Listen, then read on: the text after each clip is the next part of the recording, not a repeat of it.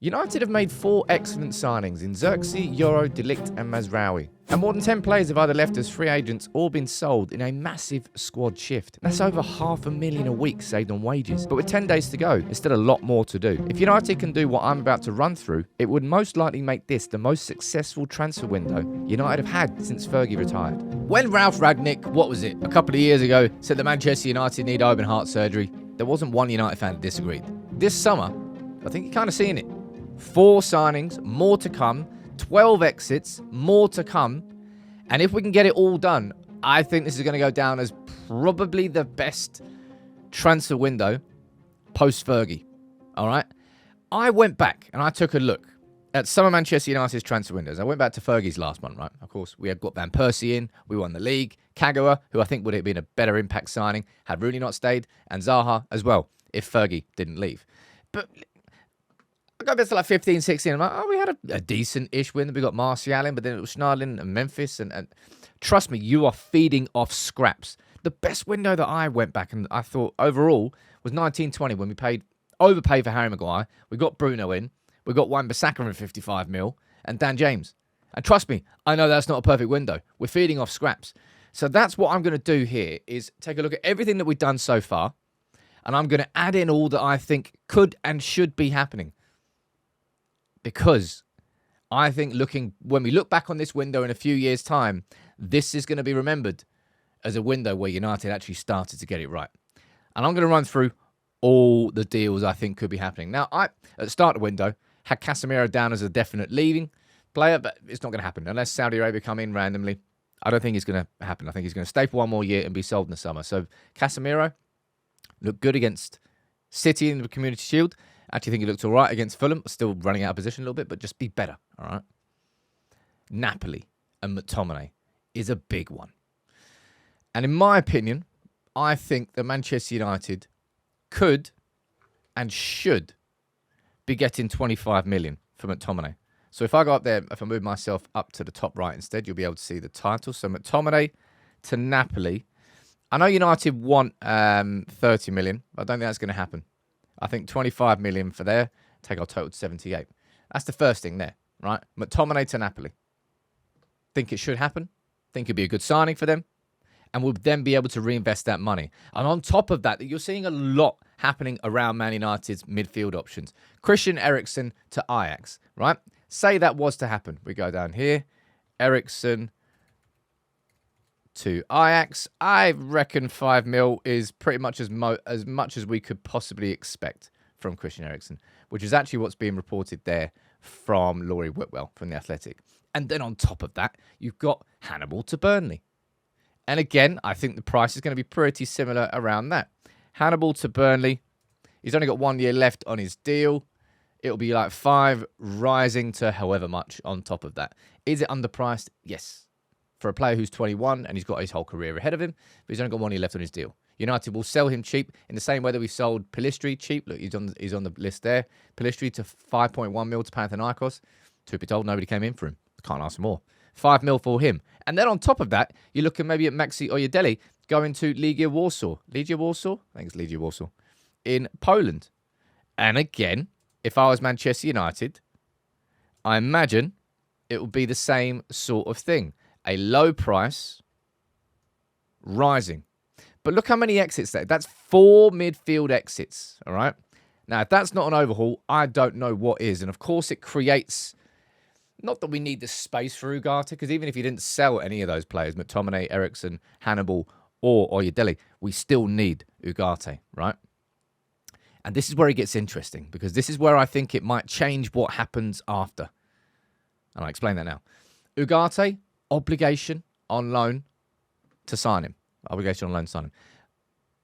Let me say that again. Ugarte on a loan deal, so a 0 outlay. If Manchester United manage to do that, it frees up an opportunity for us to do more. And with Ugarte, right, you know what I was asking in the live show this morning, I said, look, if we get Ugarte on loan and that gives us the ability to do more, where would I look to strengthen this? So I've sort of pulled this together. I can't put Toby Collier down as an option here because he's not inside well, he's not there as an option yet. But I was like, okay, let's put everyone in their positions and their subs.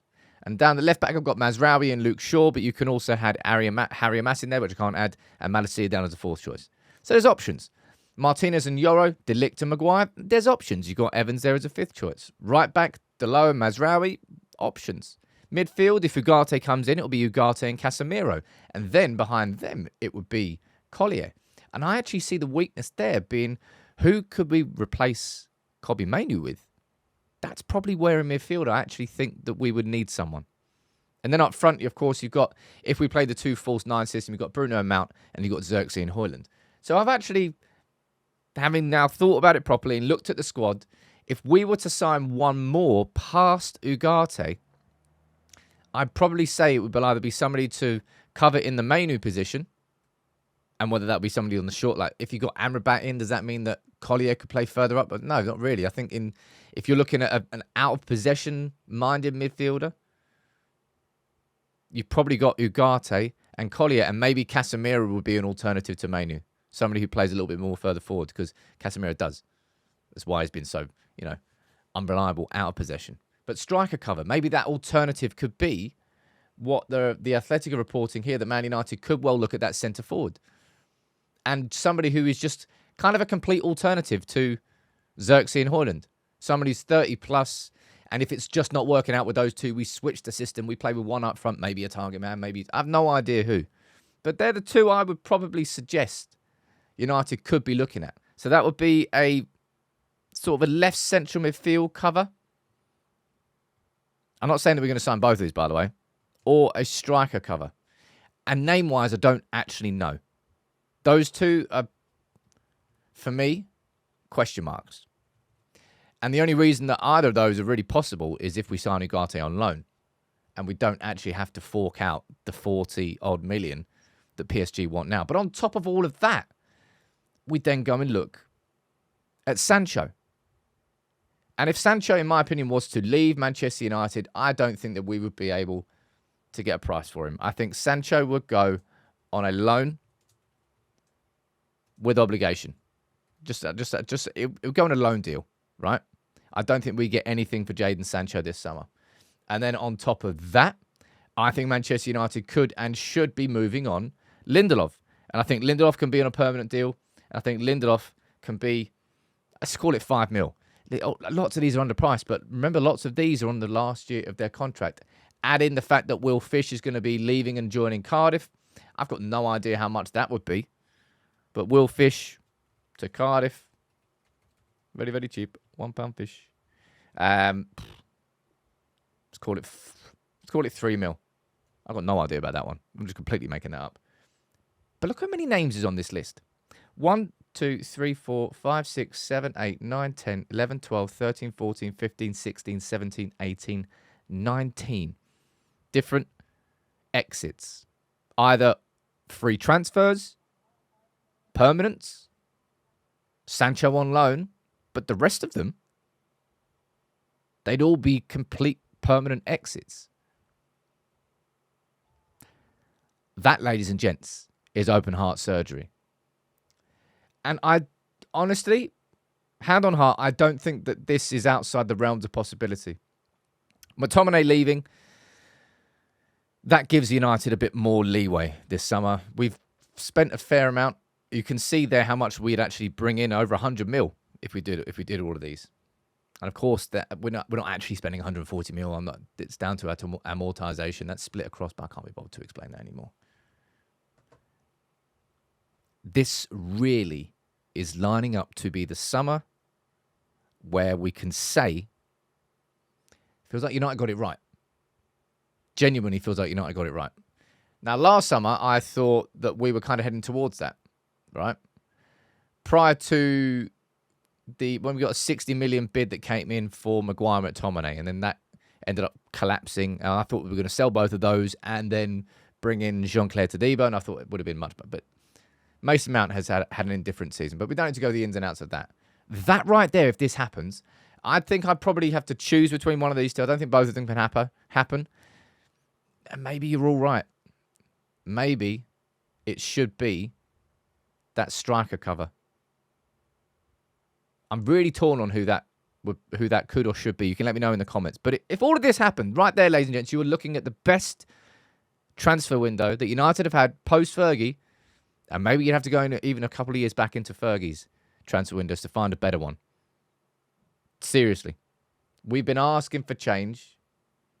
We're witnessing change in real time. Still, ideally United won't be having to have tight purse strings because, our finances are actually running as they should be. We actually have cash in the bank. And we don't have to scrimp around Ugarte because we can go and afford João Neves. But, that's further down the line. But in a summer where change was needed, if that is what we end up with, that's more than any United fan could have realistically expected.